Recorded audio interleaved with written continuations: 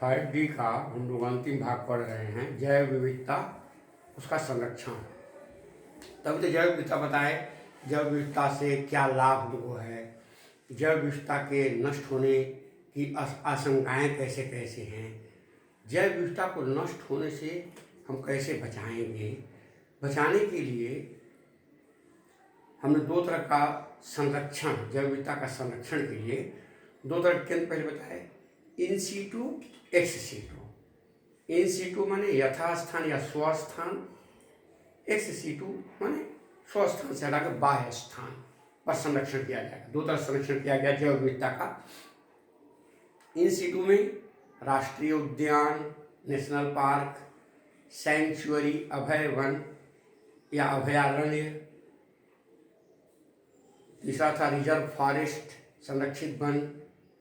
चौथा था biosphere reserve. ये चार चीज इन सीटू में। और एक्स सीटू में जूलॉजिकल गार्डन, चिड़ियाघर जिसको कहते हैं, बोटेनिकल गार्डन, वनस्पति उद्यान, और क्रायो प्रिजर्वेशन, निम्न ताप परिरक्षण या निम्न ताप संरक्षण, जिसमें लिक्विड नाइट्रोजन, तरल नाइट्रोजन -196 डिग्री सेल्सियस, 0 से नीचे 196 माइनस में तरल नाइट्रोजन में कुछ बीजों का, भ्रूण का, ऊतकों का, अंडों का, जंतुओं के संरक्षण किया जाता है, वर्धी भागों का पौधों के, ये सब तो क्रायो प्रिजर्वेशन में बताया।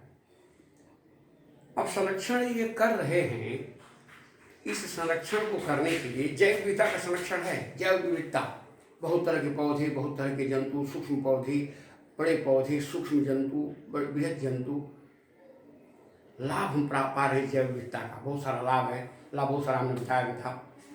तो इसको बचाना है तो उसमें हमारी आपकी भागीदारी क्या है, प्रश्न है ये भी एक प्रश्न आता है कि सामान्य जन की भूमिका। यहाँ हेडिंग है, जैव विविधता को बचाने में सामान्य जन की को क्या करना चाहिए। अब जैव विविधता को बचाना है तो अगर हमारे पास जगह है तो हम गार्डनिंग खुद करें। मानव हैं, विविध तरह के पौधे लगाएं, फूल वाले पौधे लगाएं। अब बहुत से पौधों का, जैसे तुलसी लगाए, हमने पूजा करना शुरू कर दिया तो तुलसी पौधे लगाए तो एक ऑक्सीजन दे रहा है, वातावरण को शुद्ध बना रहा है। तरह तरह के, कहीं गुलाब का पौधा है, कहीं जवा का फूल है, तो कहीं गेंदा का फूल है, अलग अलग तरह के पुष्पीय पौधे उगा रहे हैं। गमलों में बहुत सारे पौधे उगा रहे हैं। जितनी जगह हमारे पास, ये जैव विविधता को हम बचा रहे हैं। बचाने के लिए हमारी भूमिका है। प्लास्टिक का उपयोग, जैसे गवर्नमेंट ने कहा था ना कि प्लास्टिक का उपयोग न करें। प्लास्टिक का उपयोग बिल्कुल आवश्यकता हो तभी, नहीं तो प्लास्टिक का उपयोग बिल्कुल कम से कम करें। जल को अनावश्यक नष्ट होने से बचाएं। जल ही जीवन है, विविधता है तो जल का बहुत उपयोग हो रहा है। पौधों के लिए भी उपयोग हो रहा है, कृषि में भी उपयोग हो रहा है, पीने के लिए उपयोग हो रहा है, नहाने धोने, कपड़े साफ करने के लिए उपयोग हो रहा है। जल की बहुत भूमिका है, तो जल को अनावश्यक रूप से नष्ट होने से बचाएं। वनों की रक्षा करें, हमारा दायित्व है। फॉरेस्ट्री, वानिकी, एक साइंस में एक शाखा ही इसको निकाल कर रखा गया कि वानिकी, वन को, जंगलों को नए नए पेड़ लगाने की कोशिश किया जाए, उसकी व्यवस्था किया जाए कि वन किसी तरह से नष्ट होना हो। जैसे अरावरी वन का भी हम बताएंगे मिदनापुर में। ये सामान्य जन की भूमिका है।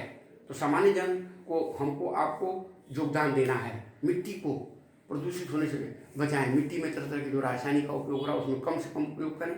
अधिक से अधिक हम कंपोस्ट खादों का, गोबर की खादों का, सड़ी गली वनस्पतियों का जो है, पशुओं के मलमूत्र जो है, उनको उस जमीन में डालें। आप सुन रहे होंगे कि ऑर्गेनिक भोजन, ऑर्गेनिक चीज़ है ये। ऑर्गेनिक माने जो रासायनिक खादों का उपयोग न किया जाए, कंपोस्ट खादों का उपयोग हो। उसमें जो पौधे उगाए जाए, गेहूँ उगाया जाए, धान उगाया जाए, मटर चना उगाया जाए, खाने वाली फसलें उगाई जाए, चाहे दलहन हो, तिलहन हो, चाहे जो भी अनाज की फसलें हों। ये सामान्य जन की भूमिका है कि मिट्टी को नष्ट होने से बचाएं, मिट्टी को प्रदूषण होने से बचाएं, पानी को नष्ट होने से बचाएं, प्लास्टिक का उपयोग कम से कम करें। हम अपने गार्डन कोशिश करें कि हम गार्डनिंग करें थोड़ा सा, जहाँ जगह मिले, या घर है, घर की छत पर ही है तो 2-4 गमलों में तरह तरह के पौधे लगाएं, ये प्लांटेशन करें। ये जैव विविधता को हमारी भूमिका है। अब यहाँ उसी जैव विविधता को नष्ट होने से बचाने में दो भूमिका बड़ी इंपॉर्टेंट है। एक है, देखो, जैविक विविधता के संरक्षण में JFM और PBR, खूब ध्यान से देखो, अब लिखा हुआ स्पष्ट अगर नहीं आता है तो मैं लाइन बनाए एक एक शब्द को बताऊंगा। JFM ज्वाइंट फॉरेस्ट मैनेजमेंट, जे से ज्वाइंट संयुक्त, फॉरेस्ट मैनेजमेंट संयुक्त वन प्रबंधन, मैनेजमेंट माने प्रबंधन, जैसे मैनेजर को कहते हैं प्रबंधक, मैनेजमेंट प्रबंधन, प्रबंध करना किसका, फॉरेस्ट का, ज्वाइंट JFM। और दूसरा है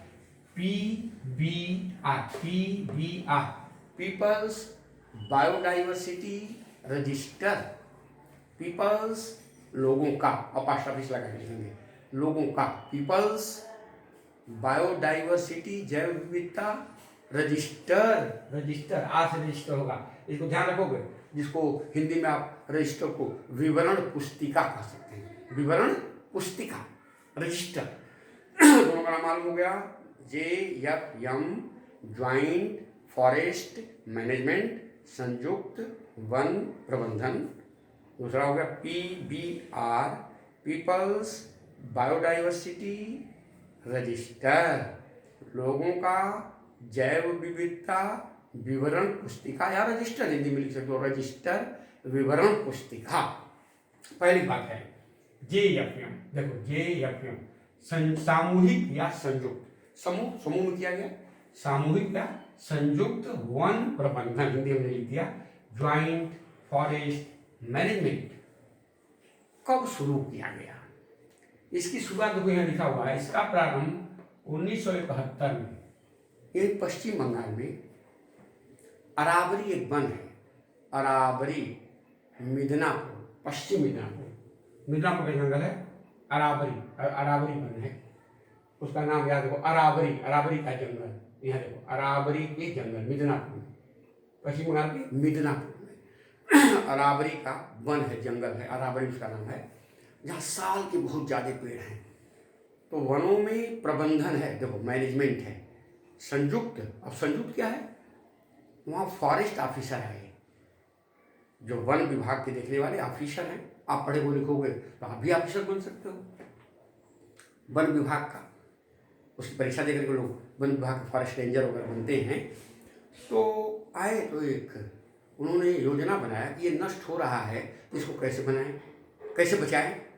उन्होंने क्या किया, लोगों को जो पास पड़ोस के वहाँ रहने वाले जंगल के वन के, अरावली वन के पास मिदनापुर में थे, उनको उन्होंने इकट्ठा किया और समझाया, एक कमेटी बनाया, कहा कि भाई देखिए आपको भी हम कुछ पैसा दिलवाएंगे सरकार की तरफ से, और आप इन वनों को की रक्षा करने में, सभी वनों की कटाई हो रही है, लोग तोड़ रहे हैं, उसको काट रहे हैं, नष्ट कर रहे हैं, उसमें तमाम पशुओं को चरा रहे हैं, अब बड़ा मुश्किल हो रहा है। अब जब तक हम मिल करके, बड़ी बुद्धिमानी का काम किया उन्होंने, और ये उनका प्रयोग इतना सफल रहा कि उसके बाद बहुत बड़े पैमाने पर अन्य राज्यों में, पश्चिम बंगाल में शुरुआत हुई। कब शुरुआत हुई, यहाँ देखिए 1971 में पश्चिम बंगाल में मिदनापुर अरावली के जंगल में साल के वृक्षों को बचाने के लिए तत्कालीन फॉरेस्ट ऑफिसर, तत्कालीन माने उस समय के 1971 के जो फॉरेस्ट ऑफिसर थे, तो उसको बचाने के लिए, इसके बाद और लोगों ने उसको शुरू किया। तत्कालीन फॉरेस्ट ऑफिसर एवं स्थानीय लोगों ने मिलकर, बिना स्थानीय लोगों को होगा नहीं, जंगल की सुरक्षा करने की, वनों की सुरक्षा करने के एक कमेटी का गठन किया, संयुक्त वही कमेटी वन प्रबंधन, एक कमेटी का गठन किया। देखो गठन किया, इसमें 612 परिवार जुड़े, एक साथ लोगों को चुना गया कि आपको जिम्मेवारी दी जाती है। 612 परिवार जुड़े तथा लगभग 12.7 किलोमीटर, बहुत दूर, तो 12.13 किलोमीटर में वन की निगरानी करने के लिए लोगों को नियुक्त किया गया कि आप इसकी देखभाल करें। आपको भी कुछ आर्थिक मदद दी जाएगी, और चूंकि खुद ही वन हमारी बहुत मदद कर रहे हैं, उससे बहुत हमको लाभ हो रहा है वनों से, उसको नष्ट होने के लिए JFM बहुत बड़ी भूमिका इसने निभाया, और लोगों ने मिल करके उत्साह के साथ उस अरावली वन में साल के वृक्षों को, साल की लकड़ी बड़ी कीमती लकड़ी होती है, नो डाउट, बहुत अच्छी लकड़ी होती है, उसके फर्नीचर वगैरह बने, कितना सुंदर चमकीला लगेगा, खूबसूरत खूबसूरत डिजाइनदार फर्नीचर सब साल का बहुत महंगा होता है और मजबूत होता है। साल सागौन, दो लकड़ियाँ होती, सागौन बहुत खूबसूरत होता है, साल बहुत मजबूत होता है। साल की लकड़ी बहुत जैसे रेल की जो पटरियाँ स्लीपर वगैरह रेल में बनाए सब साल के बनाए जाते हैं। ये लकड़ी का जो दरवाज़ा वगैरह फ्रेम अक्सर साल का बनता है, बहुत मजबूत होता है साल। तो साल का जंगल अब बचाए लोग, बहुत काफ़ी मेहनत किए। तो धीरे धीरे देख करके और जंगलों को बचाने के लिए पूरे भारत में बहुत से पंजाब हरियाणा जहाँ जहाँ जंगल घना जंगल था उत्तरांचल के क्षेत्रों में धीरे धीरे ये फैलता गया और इस तरह से एक जागरण हुआ JFM के माध्यम ज्वाइंट फॉरेस्ट मैनेजमेंट के माध्यम से। तो सामान्य भूमिका हुई ना, सामान्य जन की भूमिका यहाँ है, तो सामान्य जन में लोग उसमें शामिल हुए और इस तरह से कमेटी गठन की। तो और सब लोग जुड़ते गए और यहाँ पश्चिम बंगाल से शुरुआत हुई 1971 में, लेकिन धीरे धीरे धीरे धीरे और आज भी वर्तमान समय में ऐसा नहीं कि खत्म शुरुआत बंद हो गया, ये आज भी कायम है कि लोगों को समूह में इकट्ठा करके और जंगलों की रक्षा की जाए। दूसरा है पीपल्स बायोडाइवर्सिटी रजिस्टर। यहाँ देखिए मैं जैव विविधता के यहाँ है लोगों के जैव विविधता रजिस्टर, लोगों के जैव विविधता रजिस्टर पीपल्स से पास देखो लिखा PBR पीपल्स बायोडाइवर्सिटी रजिस्टर। यह तरह की विवरण पुस्तक है। इसको स्थानीय लोगों की सहायता से तैयार किया जाता है। देखो यहाँ लिखा हुआ है, यह स्थानीय लोगों की सहायता से तैयार की गई विवरण पुस्तिका, देखो हमने लिख दिया हिंदी, विवरण पुस्तिका रजिस्टर है। इसे देखो यहाँ, इसे भारत सरकार, इस विवरण पुस्तक को भारत सरकार द्वारा संचालित जैव विविधता कानून 2002 के अनुसार एक कानून लॉ बनाया गया, कानून एक्ट जिसको कहते हैं एक्ट 2002 के अनुसार तैयार किया गया है। इसमें स्थानीय इकाइयों, स्थानीय जो लोग हैं, स्थानीय इकाइयों को अधिकार दिया गया है। क्या अधिकार दिया गया? वे BMC biodiversity management committee, BMC इसको याद कर लीजिएगा। बी से बायोडाइवर्सिटी जैव विविधता मैनेजमेंट प्रबंध कमेटी, एक कमेटी, बहुत से लोग मिले तो वो कमेटी हम लोग कहते हैं। लोगों को अधिकार दिया गया, पीपल्स बायोडाइवर्सिटी रजिस्टर, लोगों को अधिकार दिया गया कि आप ऐसा बनाइए, का गठन करें जो ये BMC ही PBR बनाएगा। एक कमेटी होनी चाहिए, एक कमेटी बनी BMC बायोडाइवर्सिटी मैनेजमेंट कमेटी का गठन किया गया। ये कमेटी क्या की, ये मिलकर के PBR पीपल्स बायोडाइवर्सिटी रजिस्टर एक तालिका बनाई। तालिका में लिखा गया ये वृक्ष, ये पेड़ पौधे, ये जीव जंतु उसमें रहने वाले ये नष्ट हो रहे हैं, इनको कैसे बचाया जाएगा, इसका तरीका क्या है, और पूरा तैयार रजिस्टर किया गया। देखिए यहाँ पर थोड़ा सा बोलिए, इसमें स्थानीय जो लोकल है वहाँ का जैविक संसाधन जो स्थानीय एक लोकल होता है, एक बार से साधन को ठीक किया जाता है। जैसे हॉट स्पॉट वगैरह 4 भारत में किए गए तप्त स्थल, पहले हमने बताया था, जहाँ जैव विविधता सबसे ज़्यादा पाई जाती है उसको जैव विविधता की अधिकता वाला क्षेत्र कहते हैं, हॉट स्पॉट। तो स्थानीय जैविक संसाधनों की जानकारी, पहले जानकारी करना, स्थानीय जैविक संसाधनों की जानकारी, प्राप्ति स्थान, उपयोग और उनकी ऐतिहासिकता, क्या ऐतिहासिक महत्व है। ऐसे बहुत से जीव जंतु पेड़ पौधे, उनका एक ऐतिहासिक महत्व है, उसे बहुत सारा लाभ मिल रहा है इतिहास में। उनको बताया गया कि इसको हम बचाएं, उनको विलुप्त न होने पाएँ। वो संसाधन जो पाए जा रहे हैं स्थानीय, उनको नष्ट होने से बचाना, ये संसाधनों की जानकारी, ये उसमें विवरण होगा। उस किसमें होगा? वो जो रजिस्टर बनेगा, जो विवरण ही नाम है उसका रजिस्टर बने, विवरण पुस्तिका। स्थानीय जो जैविक संसाधन है वो लुप्त न हो, उनका ऐतिहासिक महत्व क्या है, लोगों की जानकारी में आए, उसको रजिस्टर में बना दिया गया और उसके अनुसार लोग काम करना शुरू किए। इससे क्या हुआ कि स्थानीय जो पौधे जीव जंतु जो नष्ट हो रहे हैं लोगों के सहयोग से, अब इसमें हेडिंग हमारी है कि जैव विविधता के संरक्षण में लोगों की क्या भूमिका है। तो लोगों में ज्वाइंट फॉरेस्ट मैनेजमेंट हुआ, एक पीपल्स बायोडाइवर्सिटी रजिस्टर इस प्रकार बना करके और लोगों को उसमें जोड़ा गया, जिससे तेजी के साथ स्थानीय जैव विविधता को बचाने में बड़ी मदद मिली। स्थानीय लोगों की भूमिका काफ़ी रही। अब थोड़ा सा लास्ट हमको जानना है इसमें, ये जो कुछ जंतु जो इंडेंजर्ड हैं, इंडेंजर्ड जान जाओ, हाँ, यहाँ पर कुछ जानना है हमको कि भारत की कुछ संकटापन्न जातियाँ, उनका संरक्षण।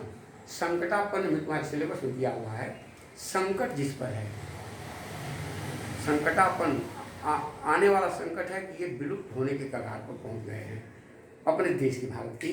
इसमें कुछ जातियाँ, देखो भारत की कुछ संकटापन्न जातियाँ और उनका सम इंडेंजर्ड, ई से लिखे हैं, endangered species of India and their conservation.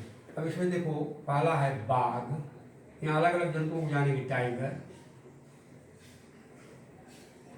तो यहाँ देखो अलग अलग दिया हुआ है, बाघ, बाघ के बाद शेर, लायन, तीसरा है मगरमच्छ, गैंडा, राइनोसेरस,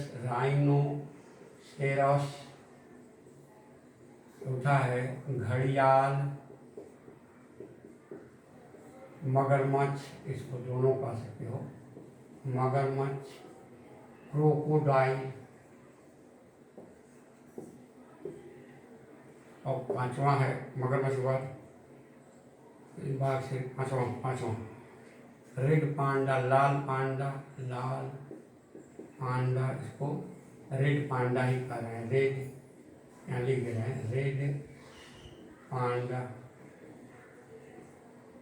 ये 5 जंतु, देख 5 एनिमल के बारे में था। ये इंडेंजर्ड है, इंडेंजर्ड में अगर इनको हम अच्छी तरह से नष्ट होने से नहीं बचाए तो कुछ आने वाले निकट भविष्य में ये विलुप्त हो सकते हैं। उनको इंडेंजर करते हैं, संकटापन्न, इनके ऊपर संकट आ गया है, इनको बचाना बहुत जरूरी है। बाघ हमारे देश का राष्ट्रीय पशु है, रॉयल बंगाल टाइगर। बंगाल में सुंदरवन में सबसे अधिक बाघ बहुत थे, धीरे धीरे नष्ट हुए, लेकिन फिर बचाया गया, रोका जा रहा है। इसके लिए बाघ परियोजना बनाई गई, टाइगर प्रोजेक्ट, ध्यान रखोगे। बाघ परियोजना की शुरुआत 1973 में, शुरुआत सबकी जानना है, देखो यहाँ बाघ परियोजना देखो लिखा हुआ है, 1 अप्रैल 1973 से प्रारंभ हुआ, 1 अप्रैल 1973 से प्रारंभ हुआ। कौन? बाघ परियोजना, टाइगर प्रोजेक्ट। टाइगर लगे विलुप्त होने, सरकारों ने ध्यान दिया कि अगर इसके, जैसे हमने बताया कि नेशनल पार्क, सैंक्चुअरी, ये सब तमाम बने ना संरक्षण के लिए, ऐसे ही स्थानों पर इनको बचाने के लिए विशेष करके कुछ जंतुओं को स्पेशली, मुख्य रूप से ये नष्ट हो जाएंगे निकट भविष्य में, तो बाघ को बचाने के लिए देखो यहाँ बाघ परियोजना की गई 1 अप्रैल 1973 से। कहाँ का? कार्बेट नेशनल पार्क, जिसको हमने कहा उत्तराखंड में बताए थे, Jim Corbett National Park, Bandipur Karnataka में, बांदीपुर देखो, बांदीपुर कर्नाटक, और पश्चिम बंगाल में बुक्सा हमने जगह बताया, BUX से, उसे सुंदरबन भी है, बुक्सा, BUX से, बुक्सा पश्चिम बंगाल का, बांदीपुर हमने लिख दिया, कर्नाटका में पड़ता है, और उत्तराखंड, उत्तरांचल में कार्बेट नेशनल पार्क। बाघों को विशेष और जगह है, बाघों को यहाँ स्पेशली रखा जाता है। बाघों के शिकार पर पूरा प्रतिबंध लगा दिया गया, जहाँ पर इनको रखा जाता है वहाँ आम लोगों का प्रवेश वर्जित कर दिया गया। किसी तरह से बाघ नष्ट न हो, उनके रहने के शरण स्थल को विकसित किया गया, जो 3-4 स्थान हमने बताया, जहाँ पर ये मादा और नर दोनों प्रजनन की क्रिया द्वारा अपना वंश विस्तार कर रहे हैं, उनको उचित रूप से भोजन, रहन सहन की व्यवस्था की गई, उसको हम बाघ परियोजना कर रहे हैं। तो बाघ को बचाया जा रहा है। ये शुरुआत 1 अप्रैल 1973 से। दूसरा हो, यहाँ दिया है कि 14 राज्यों में 27 बाघ रिजर्व तथा 2 विस्तार स्थापित किए गए। 14 राज्यों में, यहाँ तो 2-3 नाम हमने लिखा, भारत के 14 राज्य, 14 राज्यों में, यहाँ 14 राज्यों में 27 बाघ रिजर्व क्षेत्र हैं। और 2 विस्तार, एक्सटेंशन, विस्तार करने के क्षेत्र, प्रजनन करें, नई नई संतान उत्पन्न करें, अपनी वृद्धि करें, इस तरह से उनकी जातियों को बढ़ाया जाए। तो विस्तार करने के लिए 14 राज्यों को चुना गया जहाँ पर आज भी इनका संरक्षण हो रहा है, वंश वृद्धि कर रहे हैं ताकि ये विलुप्त न हो जाने का भविष्य में। दूसरा, अच्छा ये तो हो गया बात करेंगे गैंडा का संरक्षण। सबसे ज़्यादा एक सींग का, नाक पर ऐसी सींग होती है, उसकी स्किन बड़ी मजबूत होती है गैंडा की। सबसे ज़्यादा गैंडा पूरे भारत में असम राज्य में है। पूरे गैंडा का 85% हिस्सा यहाँ में लिख दिया है, 85% हिस्सा असम राज्य में है। अच्छा, नष्ट होने से जब हम बचाएंगे तो इसको बचाने के लिए पैसा चाहिए। उसके लिए एक फंड है WWF, world wild life fund, इसको याद कर लेना चाहिए। WWF, वर्ल्ड माने विश्व, वर्ल्ड वाइल्ड लाइफ, ये कहीं में रहेगा, वाइल्ड लाइफ फंड, फंड माने कोष, इसको हिंदी लिख देते हैं विश्व वन्य जीवन कोष, कोष कहते हैं खजाना, कोष, पैसा चाहिए ना। IUCN के द्वारा ये मदद मिल रही है, यहाँ ध्यान दो, IUCN, इंटरनेशनल यूनियन, यू से यूनियन, कल हमने बताया था इसके पहले, जब हो गए union for the conservation of nature एक ही अंश है, एंड नेचुरल रिसोर्सेस, ये बुक में पाओगे। इंटरनेशनल यूनियन, अंतर्राष्ट्रीय संगठन, यूनियन माने संगठन, संस्था, अंतर्राष्ट्रीय, पूरे भारत, पूरे विश्व में, भारत नहीं पूरे विश्व में। I से इंटरनेशनल, यू से यूनियन, सी से कंजर्वेशन, संरक्षण, ऑफ किसका, एन से नेचर एंड नेचुरल रिसोर्सेज, प्रकृति और प्राकृतिक संपदा। ये सब प्राकृतिक संपदा, ये जंतु जो है वाइल्ड लाइफ भी प्राकृतिक संपदा है, क्योंकि हमारे लिए ये बहुत जरूरी है, लाभदायक है। पर्यटक आ रहे हैं, बहुत इनकम हो रही है। अब देखो लॉकडाउन है, कोरोना की महामारी है, फैल रहा है, देश की आर्थिक स्थिति खराब हो रही है। क्यों? क्योंकि भाई पर्यटक भी आ रहे हैं, सब कुछ बंद हो गया, कहीं कोई आ जा नहीं रहा है, बहुत प्रॉब्लम हो रही है। तो आर्थिक स्थिति, तंगी की हालत, मजबूरी सबकी है।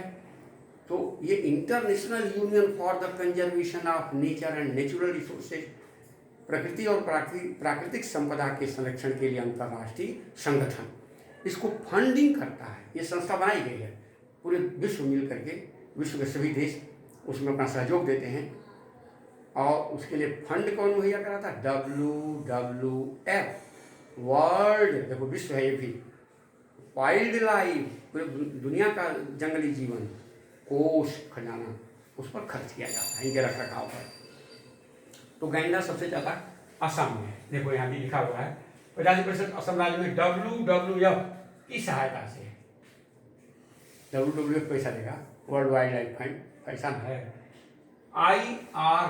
IRV, Indian revision vision, IRV 2020 के अनुसार, IRV के अनुसार एक विजन दृष्टिकोण बनाया गया।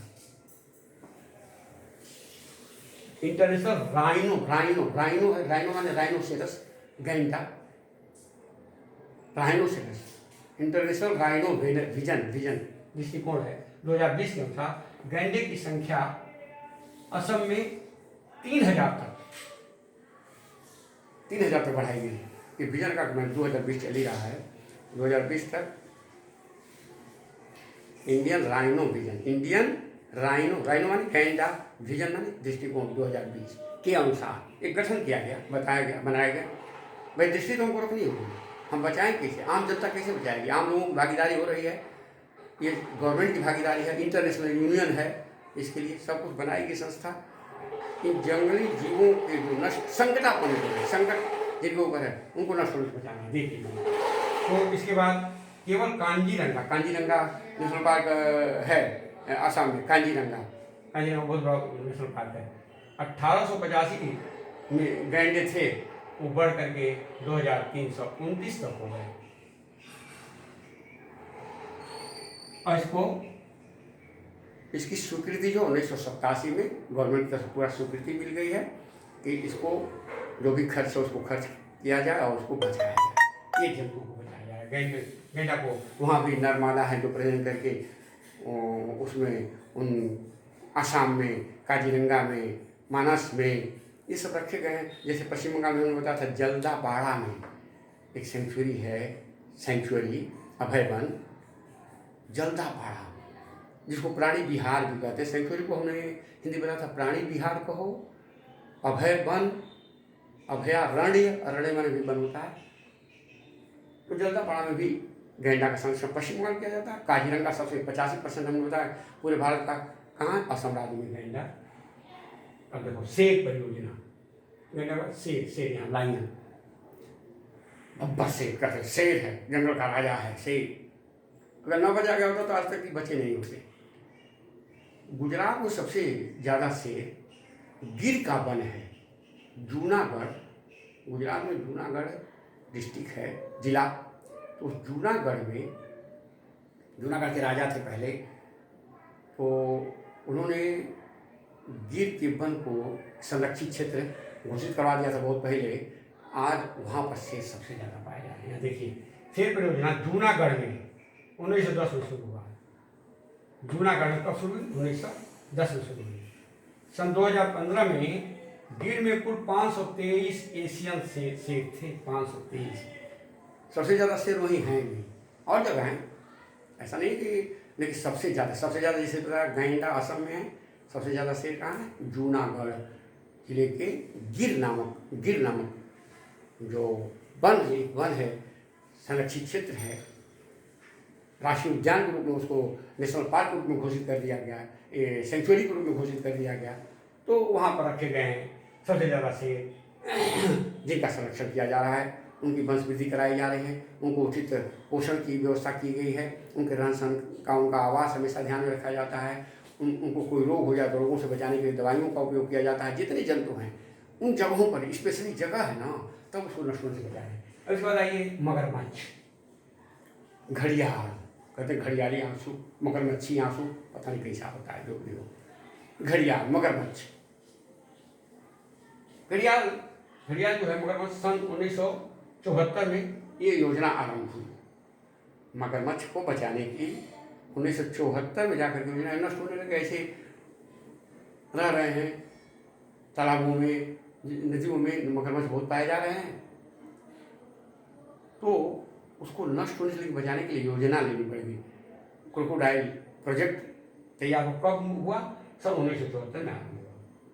1980 में हैदराबाद में घड़ियाल प्रजनन केंद्र बनाया गया, हैदराबाद 1980 में। 74 में शुरू हो गया। धीरे धीरे इनको इनके रहन सहन की व्यवस्था बनाई गई, भाई ये नष्ट न हो जाए। वैसे उड़ीसा में नंदनकानन में हमें बहुत सारा मगरमच्छ देखा। बहुत मगरमच्छ का एक स्थानीय बनाया, केवल वहाँ जाइएगा तो बहुत दूर की एरिया में केवल मगरमच्छ घड़ियाल रखे गए हैं। उड़ीसा में भी इसका केंद्र बहुत बढ़िया है। तो सन 1970 में आरंभ हुआ, 1980 में हैदराबाद में घड़ियाल प्रजनन केंद्र बनाया गया। इसका केंद्र कीडामल, उड़ीसा देखो यहाँ दिया, भीतरकनिका अभयारण्य में कीडामल यहाँ है। ये जगह उड़ीसा में, वैसे नंदनकानन में हमने देखा है इसको पढ़ते लिए, तो कीडामल में है, कीडामल उड़ीसा में, जहाँ अधिक से अधिक मगरमच्छों को बचाया जा रहा। और हैदराबाद में प्रजनन केंद्र है, प्रजनन नर मादा बच्चे पैदा करें मिल करके, संतान पैदा करें, तब इनकी संख्या बढ़ाई जाएगी। हर जगह, चाहे शेर का हो, बाघ का हो, जो भी यहाँ जंतुओं को हम पढ़ रहे हैं, गैंडा का हो, सब नर मादा रख करके उनकी जनसंख्या बढ़ाई जा रही है, उनका रख रखाव किया जा रहा है, रोगों से बचाया जा रहा है, खाने पीने की व्यवस्था की जा रही है, पोषण पर ध्यान दिया जा रहा है। और इसके बाद है लाल पांडा, बड़ा देखने में खूबसूरत लगता है, रेड पांडा। ये सिक्किम जो राज्य है भारत का, सिक्किम का ये राष्ट्रीय पशु घोषित कर दिया सिक्किम गवर्नमेंट ने रेड पांडा को। रेड पांडा यहाँ है 26 दिसंबर 1995 में 26 दिसंबर 1995 से रेड पांडा को बचाने की योजना शुरू की गई, प्रारंभ हुआ। हिमालय क्षेत्र का कंचनजंगा, कंचनजंगा हिमालय क्षेत्र रेंज में आता है। राष्ट्रीय उद्यान सिक्किम, सिक्किम में पड़ता है। कंचनजंगा की चोटी है, हिमालय का रेंज बहुत दूर तक हिमालय फैला हुआ है, उस रेंज में कंचनजंगा सिक्किम में पड़ती है चोटी। 2005 में सिक्किम तथा अरुणाचल में, 2005 में सिक्किम और अरुणाचल प्रदेश रेड पांडा वहाँ बहुत ज़्यादा रखेंगे, जहाँ जहाँ ज़्यादा रखेंगे वहीं का नाम आपको याद करना भी है। पश्चिम बंगाल में सिंगलीला नेशनल पार्क, इसको याद कर लोगे। पश्चिम बंगाल का सिंगलीला, ये परीक्षा में आया दिखाया हुआ कि पश्चिम बंगाल का रेड पांडा को रखने का यहाँ हमने लिख भी दिया है। पश्चिम बंगाल का सिंगलीला, सिंगलीला राष्ट्रीय उद्यान नेशनल पार्क है ये, सिंगलीला राष्ट्रीय उद्यान पश्चिम बंगाल का नज़ारा रहा वहाँ थोड़ा सा विशेष करके, चूँकि इसको रखा जा रहा है, सिक्किम लगा हुआ है पश्चिम बंगाल के दार्जिलिंग के क्षेत्र से ऊपर की तरफ सिक्किम उधर लगा हुआ है। यहाँ सिंगलीला नेशनल पार्क ये दार्जिलिंग के पास ही है, सिंगलीला। वहाँ पर रेड पांडा को बढ़ाया जा रहा है, इसकी जातियों को सुरक्षित किया जा रहा है। तो ये कुछ 5 जंतु जो सिलेबस में हैं ये विलुप्त होने जा रहे हैं, इंडेंजर्ड हैं, और उनको सरकार की तरफ से WWF की तरफ से फंड दे करके अंतर्राष्ट्रीय संस्थाएं हैं, और जब तक हम योजना नहीं बनाएंगे कोई, तब तक हम रख रखाव, हमने संरक्षण में यही बताया था वैज्ञानिक तरीके से, तरीका हमारा साइंटिफिक होना चाहिए। तो इस तरह से ये चैप्टर यहाँ खत्म होता, बहुत सारे क्वेश्चन वगैरह हर जगह, लेकिन 5 चैप्टर आपका आज यहाँ लास्ट खत्म हो गया।